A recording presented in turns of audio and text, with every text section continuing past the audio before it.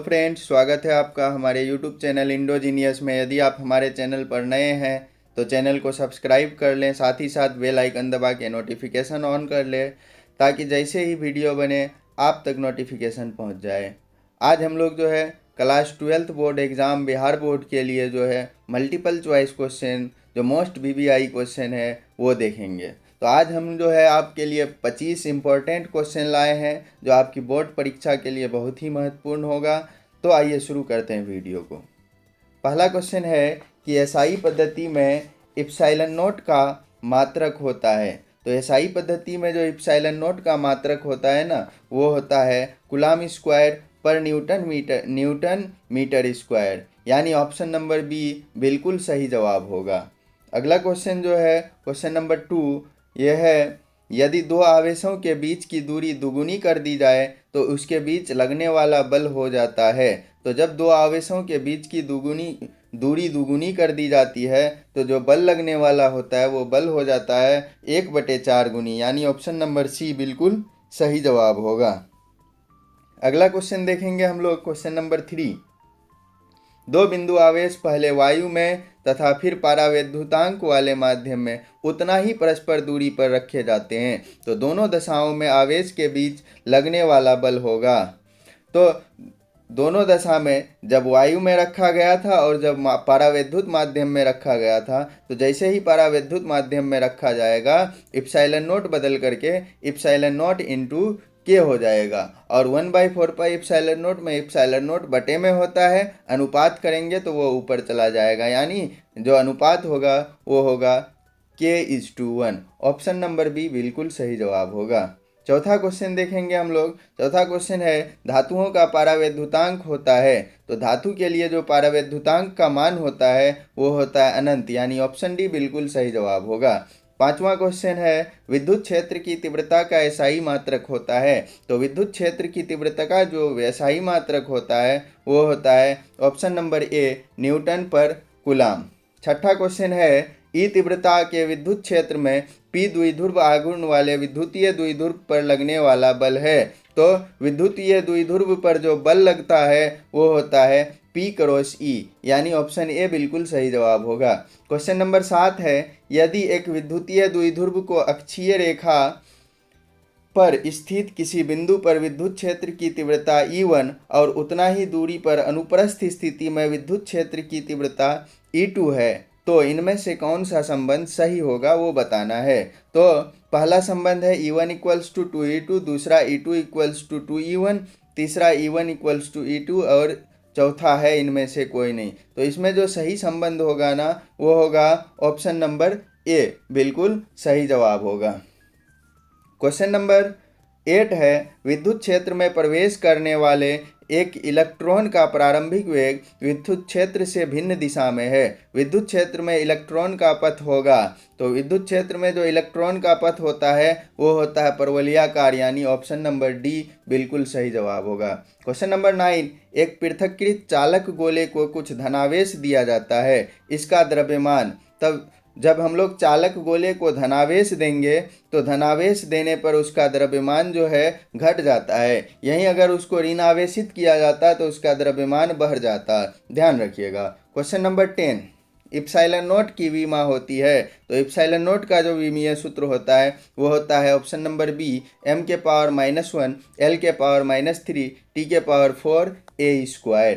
Question number 11 देखेंगे। 11 है समविभवी पृष्ठ पर एक इलेक्ट्रॉन को एक बिंदु से दूसरे बिंदु तक विस्थापित करने में ऑप्शन ए कहता है कार्य इलेक्ट्रॉन पर होगा, ऑप्शन बी कार्य इलेक्ट्रॉन द्वारा होगा, ऑप्शन सी कार्य अनंत होगा और ऑप्शन डी कार्य नहीं होगा। क्योंकि पृष्ठ जो है वो समविभवी है तो इलेक्ट्रॉन को कहीं से कहीं भी ले जाएं कोई कार्य करने की आवश्यकता नहीं होगी, अर्थात डी नंबर जो है बिल्कुल सही जवाब होगा। क्वेश्चन नंबर 12 दो कूलम आवेश को एक बिंदु से दूसरे बिंदु तक ले जाने में 20 जूल कार्य करना पड़ता है। तो इन बिंदुओं के बीच विभवांतर होगा। तो W = Q/C फार्मूला लगा देंगे और इस फार्मूला के अनुसार विभवांतर जो होगा वो होगा ऑप्शन सी 10 वोल्ट का।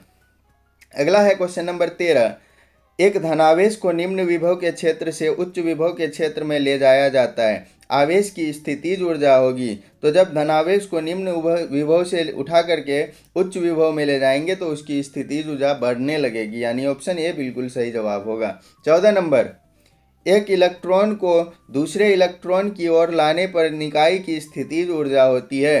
तो इलेक्ट्रॉन जब इलेक्ट्रॉन के निकट आने लगता है तो स्थितिज ऊर्जा बढ़ जाती है, यानी ऑप्शन बी बिल्कुल सही जवाब होगा। क्वेश्चन नंबर 15, जब एक परीक्षण आवेश को अनंत से किसी विद्युतीय द्विध्रुव के लंब अर्धक के अनुदिश लाया जाता है तब किया गया कार्य होता है। तो जब विद्युतीय आवेश को अनंत से लंब अर्धक के अनुदिश लाएंगे तो किया गया कार्य शून्य होता है, यानी ऑप्शन सी बिल्कुल सही जवाब होगा। क्वेश्चन नंबर 16, एक इलेक्ट्रॉन तथा एक प्रोटॉन एक दूसरे के समीप आ रहे हैं तो निकाय की स्थितिज ऊर्जा होगी। तो जब इलेक्ट्रॉन प्रोटॉन एक दूसरे के समीप आएगा तो निकाय की स्थितिज ऊर्जा जो है वो घट रही होगी, यानी ऑप्शन ए बिल्कुल सही जवाब होगा। 17 नंबर क्वेश्चन है, साबुन के एक बुलबुले को कुछ ऋणात्मक आवेश दिया जाता है तो बुलबुले की त्रिज्या में क्या होगा ये बताना है। तो जब साबुन का बुलबुला को ऋण आवेश दिया जाता है तो बुलबुले की त्रिज्या बढ़ने लगती है, क्योंकि उसका सतह पर आवेश के बीच में जो है रिपल्सन फोर्स, प्रतिकर्षण बल लगने लगता है।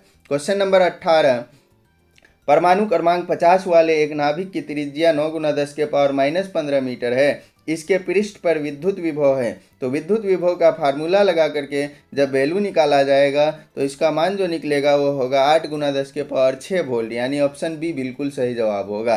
क्वेश्चन नंबर 19, एक प्रोटॉन को 1 वोल्ट विभवांतर से त्वरित किया जाता है, इसके द्वारा ग्रहण की गई ऊर्जा होगी। तो प्रोटॉन को जब विभवांतर में त्वरित किया जाएगा 1 वोल्ट विभवांतर दे करके, तो जो ऊर्जा ग्रहण करेगी वो होगी 1 इलेक्ट्रॉन वोल्ट, क्योंकि प्रोटॉन का आवेश इलेक्ट्रॉन के बराबर होता है। क्वेश्चन नंबर 20, विद्युत धारिता का एसआई मात्रक होता है। तो विद्युत धारिता का जो एसआई मात्रक होता है वो होता है फैराडे, यानी ऑप्शन सी बिल्कुल सही जवाब होगा। क्वेश्चन नंबर 21, वायु में गोलीय चालक की धारिता अनुक्रमानुपाती होती है। तो वायु में जो गोलीय चालक होती है, गोलीय चालक की धारिता होती है 4πε0 R1 R2 / R2 - R1, यानी त्रिज्या के समानुपाती होगी। ऑप्शन बी बिल्कुल सही जवाब होगा। 22 नंबर क्वेश्चन, एक धात्विक गोले की धारिता 1 माइक्रोफेराडे है तो इसकी त्रिज्या होगी। गोले की धारिता बता रखा है 1 माइक्रोफेराडे है, तो धारिता का फार्मूला से जो त्रिज्या निकल के आता है वो होता है 9 किलोमीटर, यानी ऑप्शन ए बिल्कुल सही जवाब। क्वेश्चन नंबर 23, समान त्रिज्या तथा समान आवेश के पारे की 8 बूंदें एक दूसरे से मिलकर एक बड़ी बूंद बनाती है। बड़ी बूंद की धारिता छोटी बूंद की धारिता की तुलना में होगी। तो इसका जो सही जवाब होगा वो होगा ऑप्शन नंबर ए, दुगुनी होगी। क्वेश्चन नंबर 24, 2 आवेशित चालक गोले जिन पर आवेश की भिन्न भिन्न मात्राएं एक सुचालक तार द्वारा परस्पर संबंधित कर दिए जाते हैं, इससे कह रहा है इनमें से कौन सा सही होगा वो बताना है। तो जब चालक को परस्पर संबंधित कर देंगे तो उसका कुल आवेश संरक्षित रहेगा, हालांकि विभव घटेगा बढ़ेगा, उच्च विभव से निम्न विभव की ओर विभव का प्रवाह होगा जिस कारण से ऊर्जा में परिवर्तन आएगा, लेकिन आवेश संरक्षित रहेगा।